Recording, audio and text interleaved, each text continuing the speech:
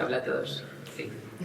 Bueno, pues comenzamos con la primera ponencia del primer bloque de este encuentro, ¿no? Se te hace dar la bienvenida a Ainara Murillo. Ainara es egresada en Publicidad por la Universidad de Navarra, con posgrado luego en Universidades de Madrid y de Barcelona.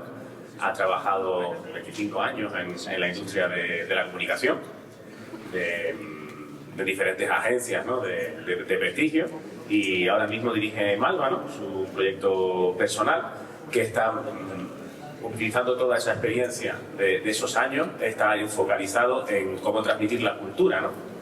Cómo transmitir la cultura a través del vino. Entonces es la primera ponencia magistral de este encuentro. Yo creo que nos va a venir muy bien para desarrollar ideas de cómo llevamos la cultura y cómo lanzamos la cultura con esa singularidad, con ese territorio y con el producto del vino. Muchas gracias, Ainara. Bueno, gracias. Lo primero tengo que agradecer a la cátedra por haberme invitado a este congreso, porque eso denota una visión y una visión que tienen algo diferente.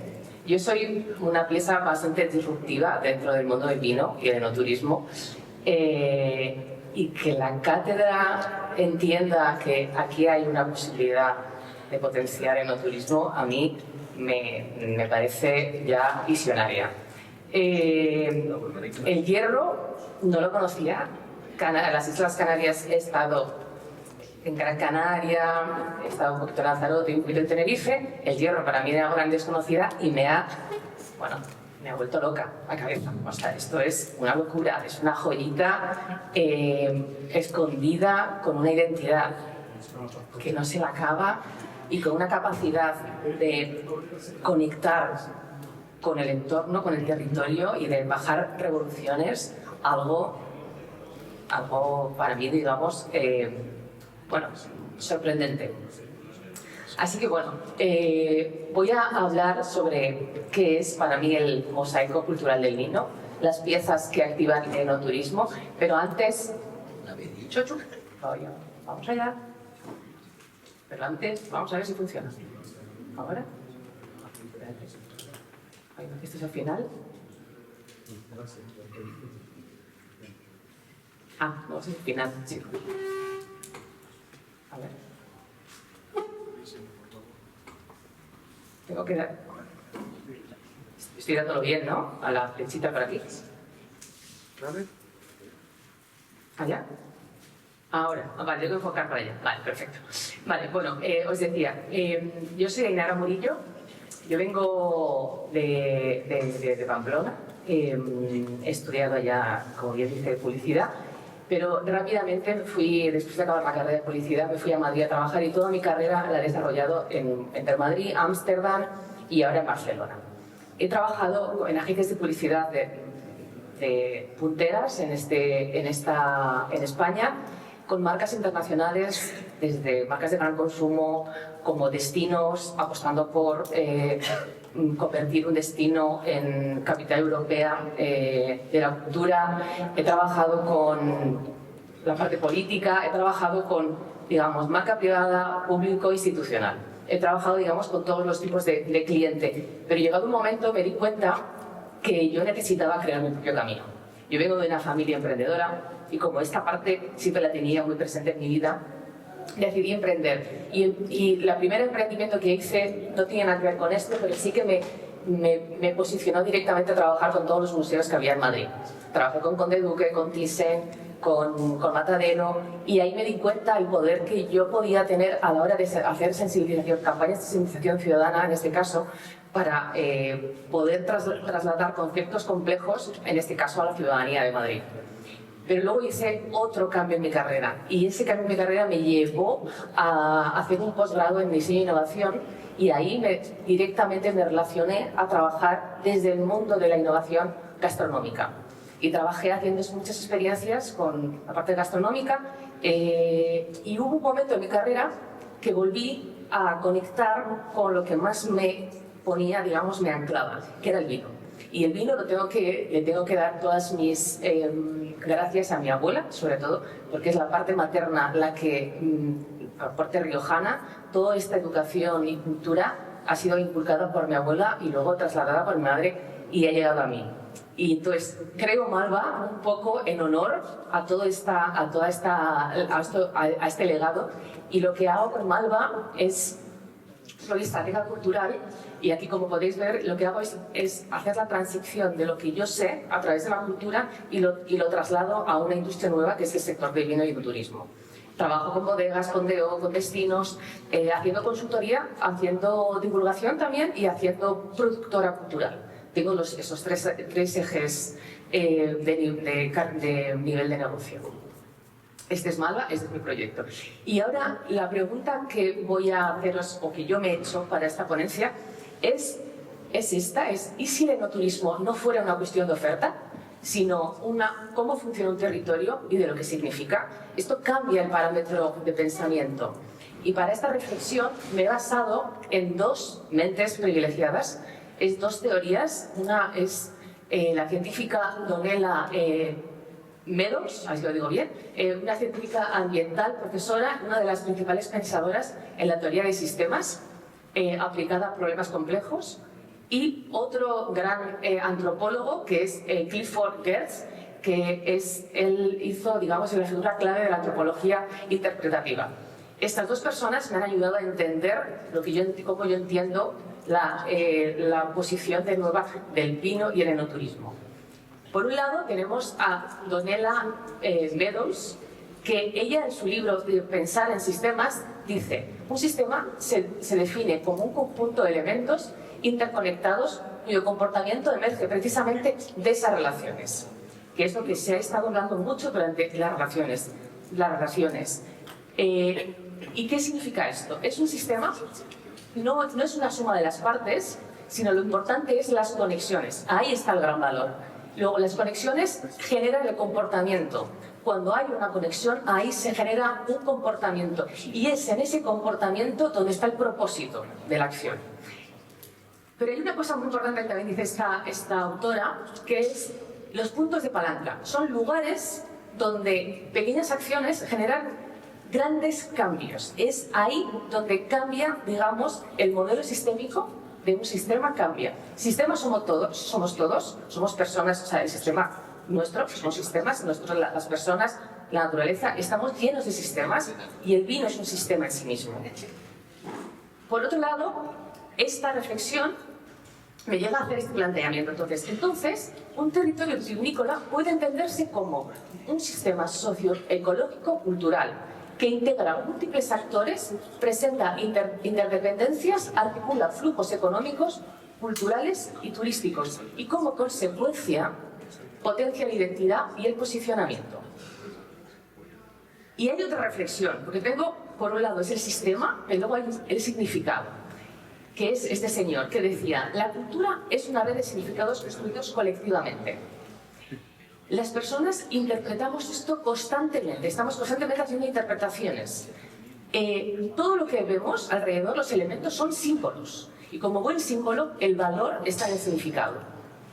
Entonces, si lo trasladamos al mundo del vino, podríamos decir que un paisaje, una viña o un vino no son elementos neutros, están cargados de sentido, y es precisamente en ese sentido el que permite que un territorio sea percibido como singular, auténtico y relevante. Entonces, el sistema, mi pensamiento, ¿cómo lo he trasladado? Entonces digo, vale, tengo estas dos teorías, uno habla de sistemas y otro habla de significado. Y en el centro, ya veremos lo que hay en el centro. Entonces, el pensamiento sistémico se centra en cómo funcionan las cosas, que analiza los elementos, las relaciones, las dinámicas. Y entonces la pregunta que yo me planteo es cómo se organiza y se conecta el territorio. Pero por otro lado tenemos el pensamiento simbólico, que se centra en lo que significa, analiza los relatos, la cultura, el imaginario, e interpreta lo visible y lo intangible y construye sentido. Y ahí la pregunta que me planteo es, ¿qué representa este territorio? Y en el centro de la ecuación están las expresiones culturales. Las expresiones culturales son los conectores de tanto del sistema como del significado. Y lo que hace posible este cruce es las expresiones culturales. Y ahí es donde nace el comprender el enoturismo de una manera diferente. La práctica cultural, que es de donde salen todas las expresiones culturales, es ese puente. De lo material lo pasamos a lo simbólico. Es la capacidad de hacer este lazo de unión. Tienen ese poder las expresiones culturales. Entonces, si trabajamos en la práctica cultural, esta práctica cultural está en el centro de lo que es el mosaico cultural del vino, lo que yo he llamado. Pero alrededor de la práctica cultural tenemos... lo que quiero decir es que la práctica cultural convierte un territorio en una experiencia y una experiencia en un significado. Es importante. Entonces, las expresiones culturales están en el medio. Tenemos lo primero, el paisaje. Luego tenemos la agricultura y la viticultura. Luego tenemos los saberes y los oficios. Tenemos la comunidad, todo lo que la gente que trabaja en el mundo del vino y del turismo. Tenemos la gastronomía y tenemos el patrimonio. Y ahí en medio están las expresiones culturales haciendo los links de lo que os he contado, del sistema y significado. Entonces, el valor de estas conexiones, del valor está en las conexiones de las piezas y en la capacidad de las expresiones culturales de activarlas y darles sentido. Entonces, ¿cómo trabajas? ¿Cómo podemos trabajar con este planteamiento? Pues como yo trabajo primero, lo que hago es entender el sistema, entender el territorio, en este caso, si fuera El Hierro o cualquier otra Islas Canarias. ¿Qué está pasando en el sistema? ¿Qué ocurre? ¿Cuáles son estas tensiones? ¿Cuáles son las palancas de cambio que se pueden activar? A partir de entender el sistema, comprendo luego el significado. ¿Qué significado hay en el territorio? ¿Qué cosas qué simbología hay tangible o hay intangible y que no estamos usando? O lo estamos usando de una manera no potenciada. Y a partir de ahí se elabora el mosaico. Identificas todas las piezas del mosaico y creas las conexiones. Y en esas conexiones, cuando se hace toda esa conexión, es cuando se activa las expresiones culturales idóneas para que todo esto funcione.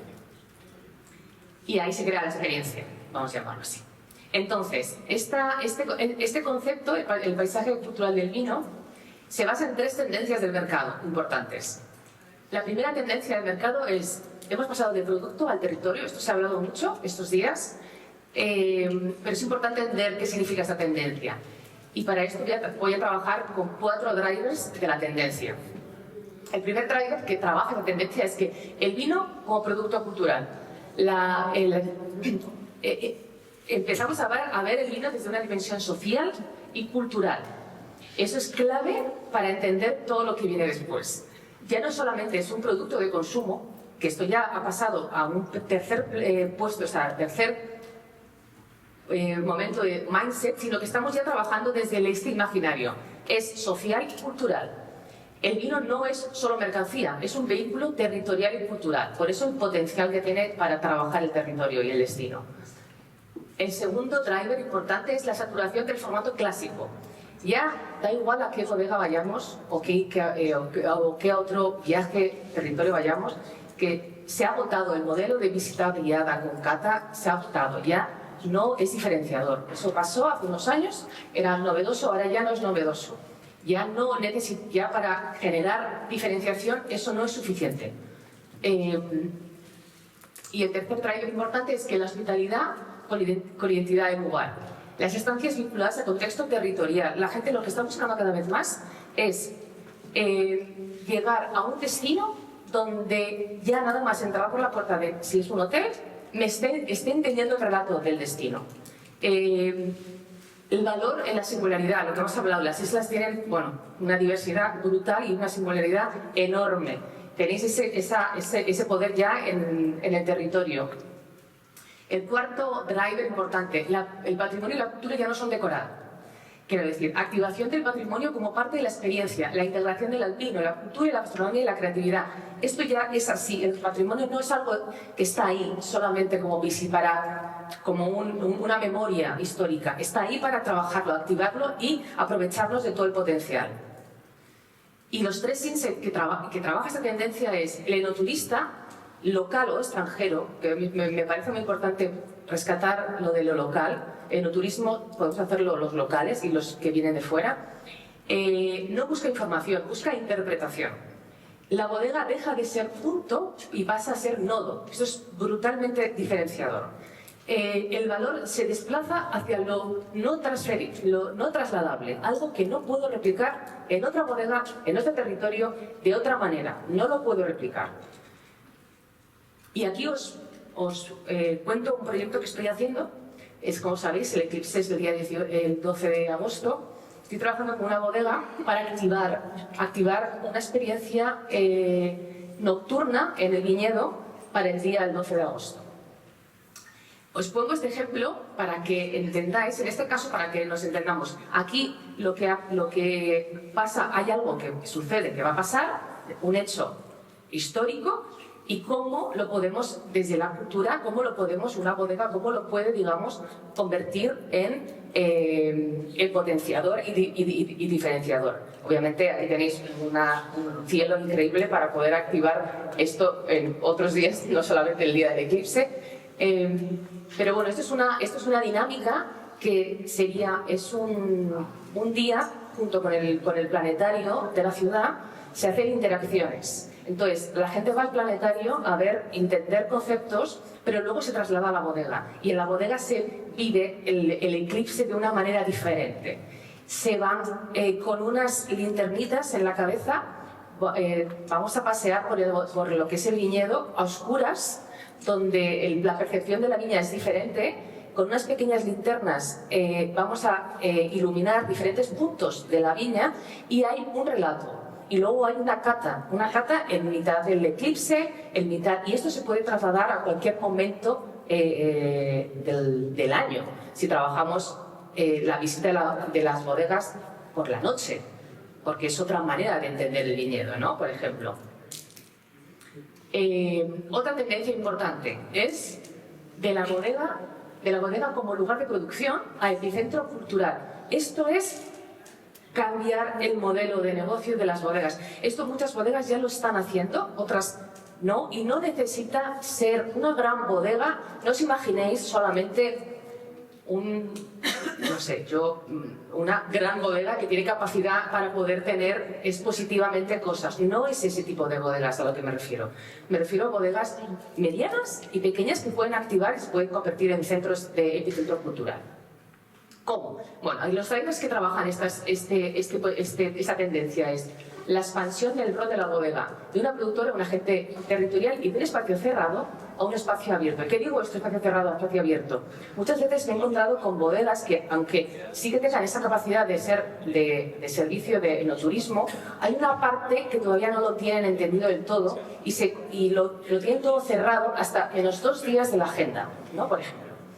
Tú cuando vas a otros territorios, como Nava, por ejemplo, o como vas entiende perfectamente que la bodega está abierta, es un espacio cultural y que no solamente está pensada para 2 días de experiencias concretas, está abierta al territorio, al público y está pensada desde ese eje.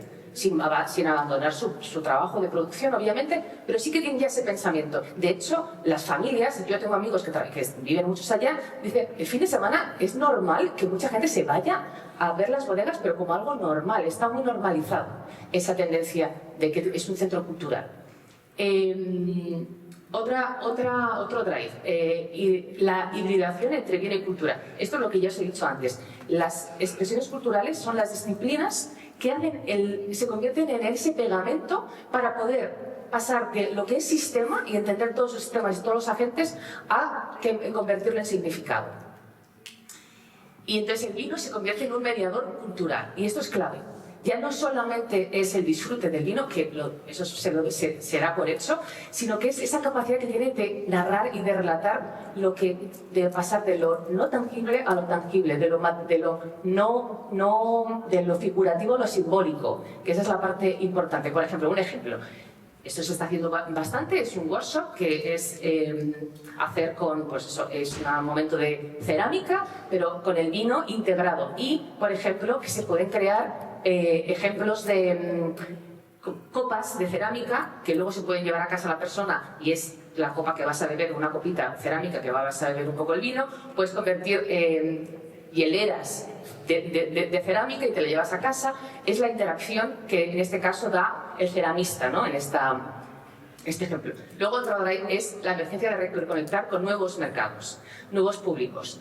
Y para eso es importante la programación enoturística cultural. Yo esto le doy mucha importancia, porque hay públicos que van a llegar desde otro lado al vino, pero bienvenidos sean esos públicos, bienvenidos sean que lleguen desde otro punto de vista, que interaccionados a través de la música, interaccionados a través de la cerámica, de otras expresiones culturales, pero que el vino es el hilo conductor de toda la experiencia. Y ahí se necesita un marketing de nicho, no vale cualquier tipo de marketing. Se necesita un marketing específico entendiendo que ese público lo que va a demandar y lo que le está necesitando y que son embajadores increíbles de la bodega del territorio. Y luego el cuarto drive, que ya acabo, sería la apertura de nuevas formas de colaboración cultural. Y eso es especialmente importante para todos los agentes de bodegas, pero sobre todo para las microbodegas. Se está haciendo mucho trabajo colectivo y colaborativo entre productores, viticultores, bodegas a un tamaño más pequeño, porque uno solo a veces es complejo de activar ciertas cosas, pero la comunidad, el colectivo, sí que es capaz de hacerlo. Y ahí está ese poder de ser vertebradores. Y se están haciendo festivales, ferias increíbles, donde las bodegas micro están siendo sus promotores culturales. Y aquí el insight importante es el enoturista no quiere acumulación, pide coherencia. No quiere muchas cosas, luego se atora, quiere que lo que les des esté bien narrado y que sea coherente y que entienda el relato. Y yo luego ya lo cuento en mi casa, en mi entorno. La bodega ya no es destino, es el punto de partida. La bodega se convierte en un nodo y puede conectar a un mogollón de otros agentes, desde la parte de hostelería, obviamente, hasta instituciones culturales, instituciones más de investigación. Es un nodo y esa es la parte muy importante. El valor se desplaza hacia el poder de la narrativa, y lo que os he dicho, el capaz de contar una historia que tenga un sentido y que te lo lleves a casa. No solamente una vivencia, sino que te dé el relato y yo lo entienda y sea activador de la memoria. Y en este caso hay otro proyecto que estoy haciendo que son residencias artísticas en viñedos. Esta es convocatoria de artistas de diferentes disciplinas, donde una bodega les acoge durante un tiempo. A veces puede haber que sea hospitalidad dentro de la bodega, si la bodega es medianamente grande, que tiene una capacidad, y si no, a veces en hoteles cercanos se alojan durante un tiempo limitado. Estos artistas, estas mentes creativas, lo que hacen es trabajar junto con el viticultor, junto con el enólogo, junto con otros activos de la bodega. Interaccionan todos estos en relatos diferentes. Algunos trabajan la parte más visual, otros la parte más cerámica, otros la parte más conceptual, pero todos al final tienen que acabar haciendo un proyecto para la bodega, o por lo menos para poder contarla, digamos, desde el territorio. Bodega a veces también es el territorio. Y luego se convierte en una exposición, luego se puede convertir en un libro, luego se puede convertir en formatos X, diversos. La tercera tendencia es de la visita a la experiencia situada. Y esto es vital porque es la búsqueda de lo que hemos estado hablando, la singularidad territorial, deseo de autenticidad contextual, interés por lo no replicable. Yo necesito estar en un sitio que no tenga que hacer una memoria de ya sé que estaba en el Hierro porque he visto ciertos conceptos, he entendido ciertas cosas y me han dado de probar ciertos vinos y hago un link increíble. Si ahora esto me lo ordenas, en este caso en una cena, como podéis ver aquí, en mitad de un viñedo, wow, ya está. Me lo das todo y digo, wow, pues entiendo perfectamente lo que me estás trasladando con todos los mensajes. Otro drive importante, ya el tiempo, la revalorización del tiempo y el ritmo. Se rechazan las experiencias aceleradas, ya no queremos, como hemos hablado también antes aquí, ya no queremos ir rápido, no queremos no entender, no queremos acumular cosas, queremos pausa, momento, interés por lo lento, lo situado y lo inmersivo. Es importantísimo esta parte, pero cada vez más estamos en el slow turismo, en los living, esta parte es clave para entender. El vino en este caso es hilo conductor directo. Y lo que hemos dicho también, las disciplinas se hibridan y se pueden convertir en experiencias, como por ejemplo, esto fue con una bodega, lo que hicimos fue un taller con un artesano de crear las propias tote bag para llevar tu propio vino. Fue un taller bastante grande donde se activaron diferentes, y ahí se habló sobre el vino, sobre la bodega, pero a través de, yo lo que hice fue introducir todo este concepto a través de cómo se transportaba el vino, desde la antigüedad hasta ahora, y por eso la importancia de lo textil. Y por eso, después de lo textil, cada uno hacía su propia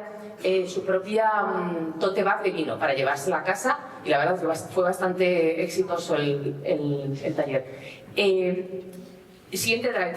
Valor en la experiencia con revalorización del ritual, el poder del ritual. Y esto para mí me encanta, porque los rituales contemporáneos son claves. Tenemos que volver a conectar con esa parte ancestral y conectar con todo ese ritual, esa carga simbólica, y nos lo tenemos que llevar a nuestra contemporaneidad.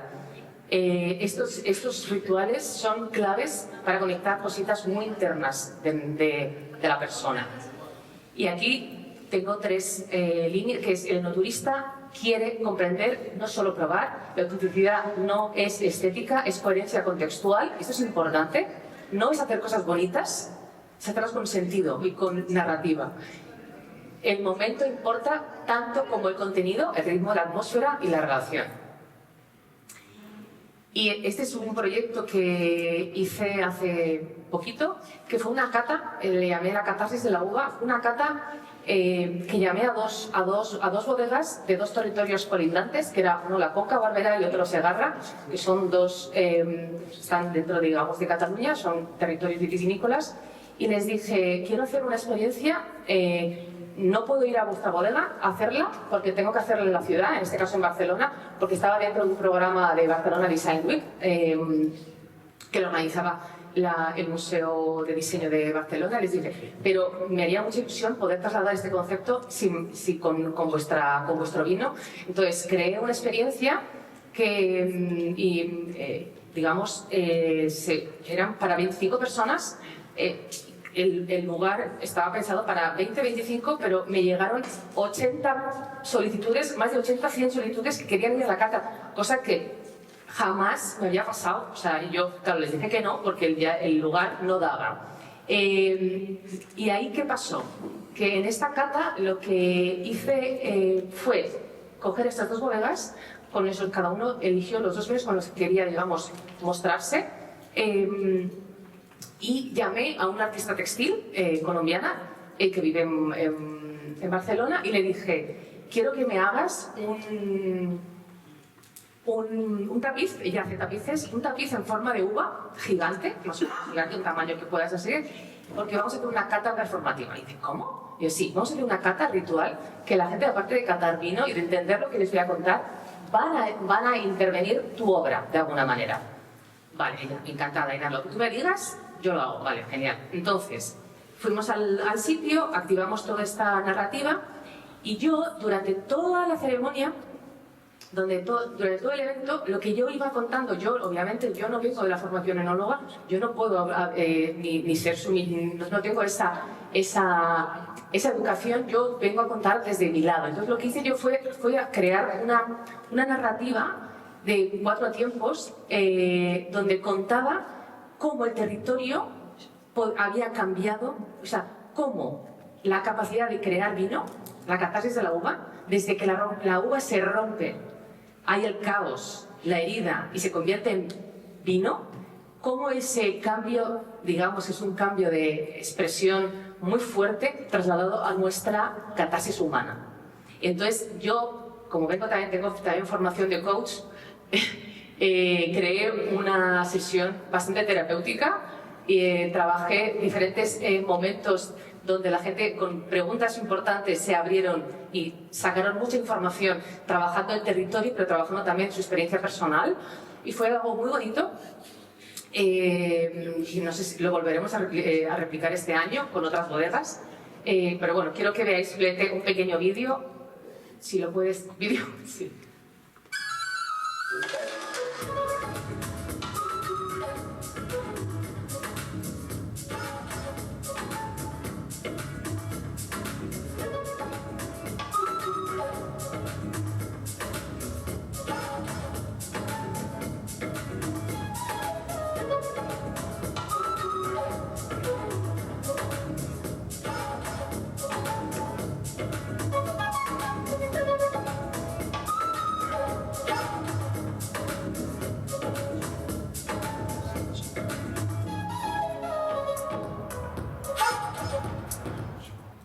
como veis, al final, que se me había dado, lo que había al final era todo lo que acababa del vino, todo lo que no se bebieron, se ponía en un cubo, bueno, como habéis visto en esto, y lo tintábamos con lo que es el telar, el textil. Tengo que decir que ahí hubo un poquito de tinte extra, porque si no, no se tinta bien. Hicimos las pruebas y no se tintaba bien, y ahí se tintó, y entonces cada uno con su amuleto que poníamos al principio, luego lo puso en la obra final. Entonces acabó con un poco como una oda al territorio, a esas dos bodegas, a esas dos expresiones artísticas, porque en el fondo, para mí, el vino es una expresión artística más, la creación de vino, y bueno, yo hasta aquí hasta aquí, y bueno, nada más deciros que espero que hayáis podido entender un poco la lente conceptual desde donde yo trabajo, y agradeceros a todos y a todas, y estoy con muchas ganas de escucharos también este día de hoy, vuestras ponencias, y hablar después.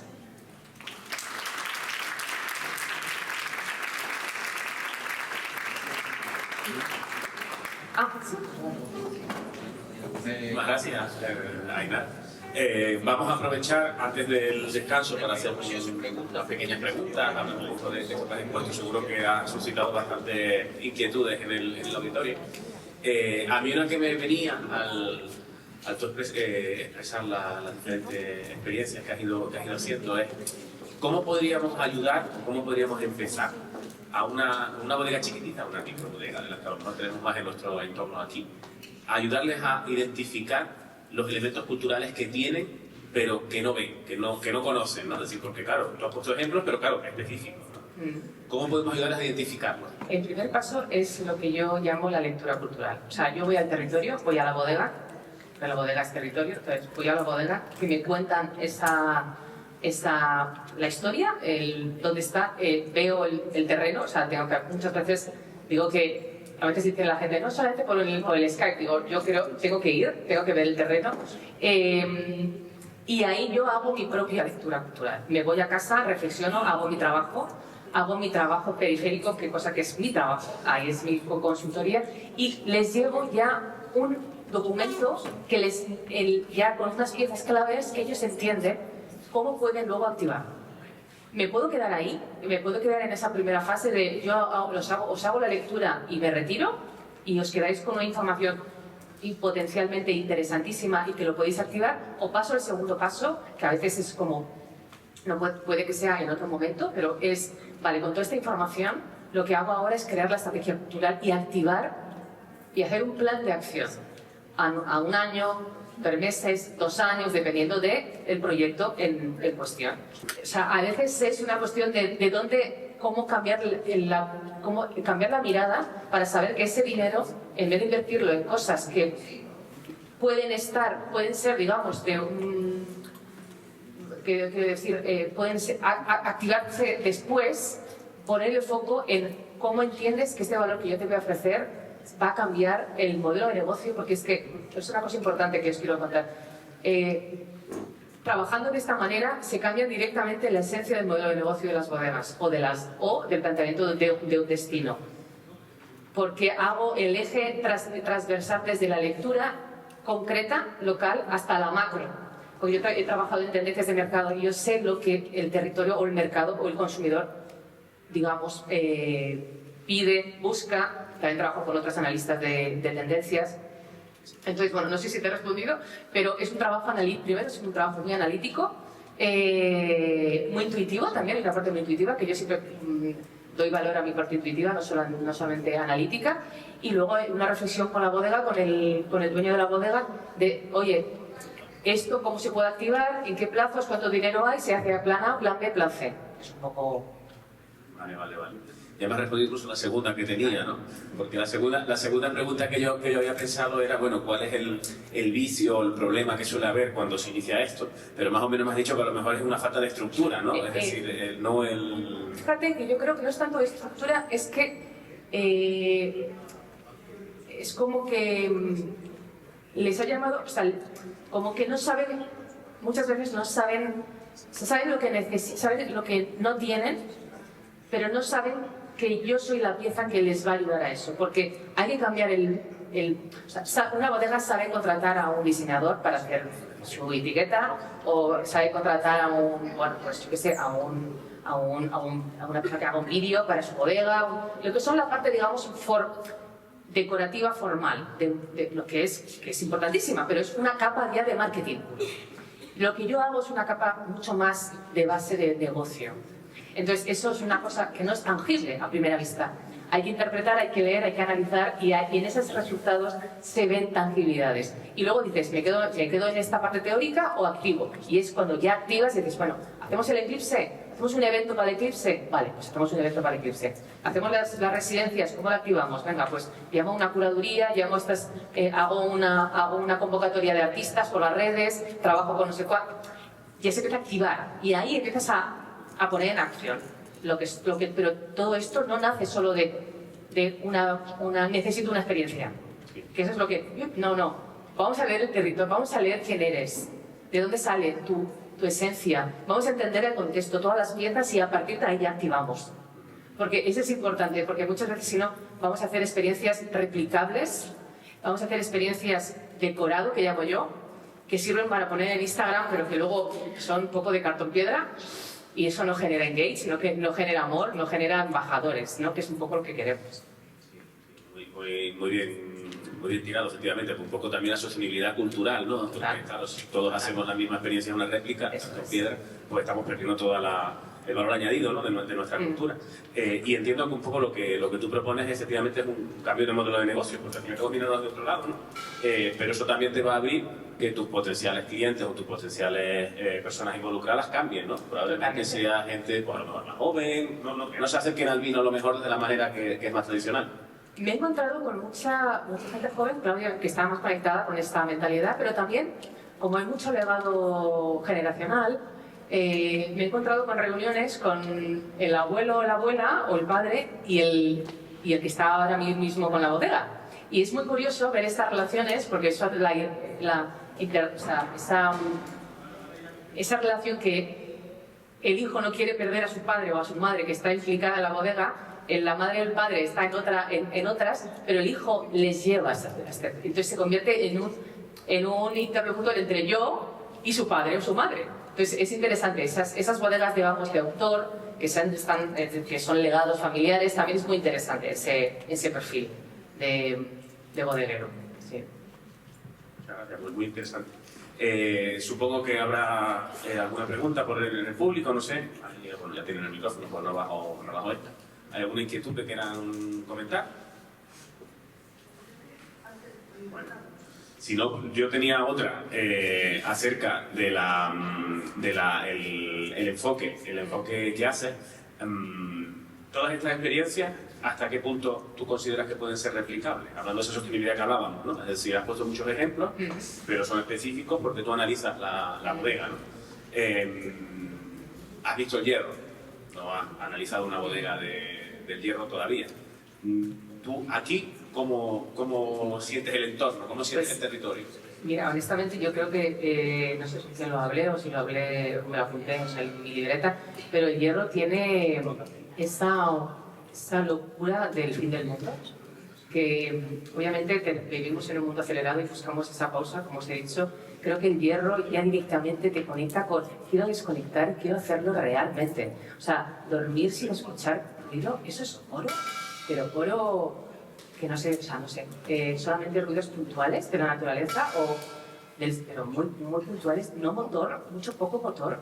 Tener esta capacidad de sentir que puedo conectar desde la parte de senderismo y luego me puedo ir al mar, es que es muy salvaje. O sea, yo vengo aquí, parece que estoy, honestamente, creo que mi cabeza es como que si me hubiera ido a Asia. O sea, es como ¿entiendes qué quiero decir? Es un traslado de imaginario muy heavy, porque lo que te hace sentir esta isla es conectar en esa parte de pausa, acción, pero pausa, y salvaje. O sea, tiene esa contradicción que me gusta, de lo salvaje, que es como, wow, ¿y aquí me voy a encontrar ahora? Voy a la frontera, ¿no? Frío, niebla, voy aquí, sol, hola, esto es. O sea, esa parte que te descoloca, o sea, a mí que me descoloque algo, me encanta. Entonces, en esa como no lo puedes encasillar, eso es lo que me gusta. Hierro creo que al hierro no le pueden encasillar. Creo que es esos destinos que no me pueden poner una etiqueta. Y yo me identifico mucho con eso. En toda mi vida todo el mundo ha querido ponerme etiquetas y he dicho, soy fuera de etiquetas porque hago muchas cosas. Pero bueno, y creo que el hierro tiene esa manera de ser que tienes que, o sea, ¿qué es el hierro? Pues es que no sabría decírtelo. Y creo que ahí está el punto. Para mí es una hoja en blanco.